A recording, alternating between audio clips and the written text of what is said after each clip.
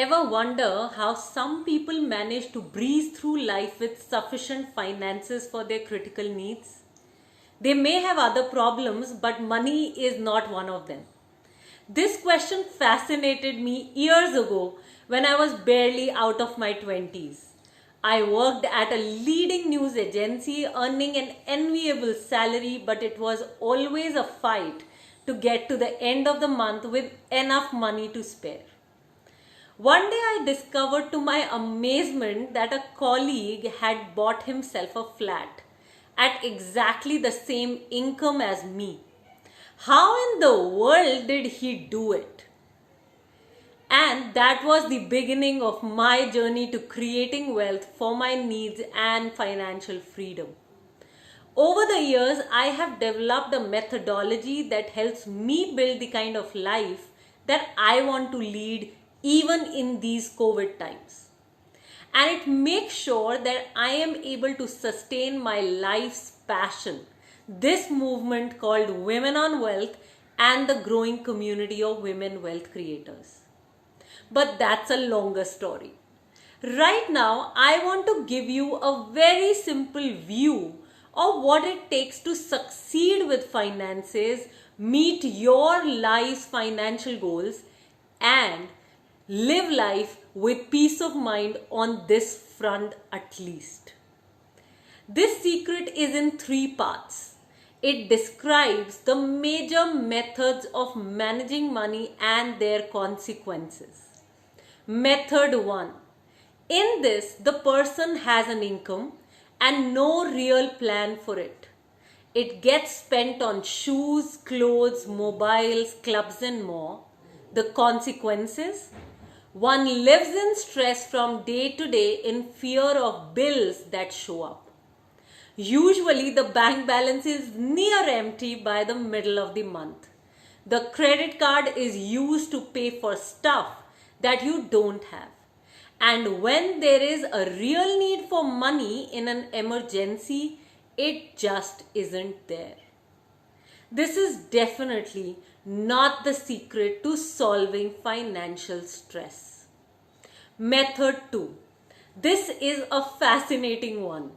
In this, the woman spends time and money learning everything she can about money management and wealth creation.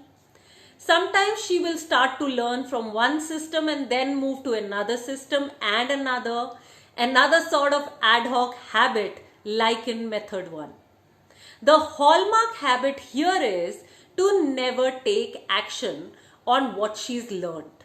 The consequences? They are the same as the consequences for method 1. Only worse because now she knows better.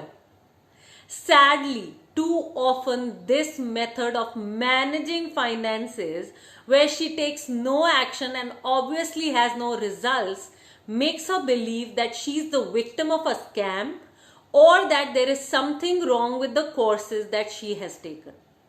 This is the do it to me type of habit instead of a proactive mindset that produces results. Method 3. You have obviously guessed that this is the method that works, not just in the short term, but over a lifetime. When a woman clearly identifies goals for her life and what it costs to get them and is committed to taking action, that's the start of her journey. There are good ways to learn through some courses and by actively learning how money works. It isn't necessary that you learn only from Women on Wealth. Although we have yet to see any course that provides a seamless learning experience, an active community of wealth creators, mentors, and tons of free information on every social media platform. Check it out and create habits and skills for yourself that will see you through the decades. A sign of a person who is going to succeed is the willingness to take responsibility for how life will go for her. Tell me, how do you want your life to go? Method number 1, method number 2, or method number 3? Whichever method you choose, You're more than welcome to share it with me, and let's see how we can take it forward. I am committed to your financial peace of mind with my easy to understand and practice methodology developed over the years and written about in media like Femina, the Huffington Post, the BBC, and many more. Take care of yourself and of your financial destiny.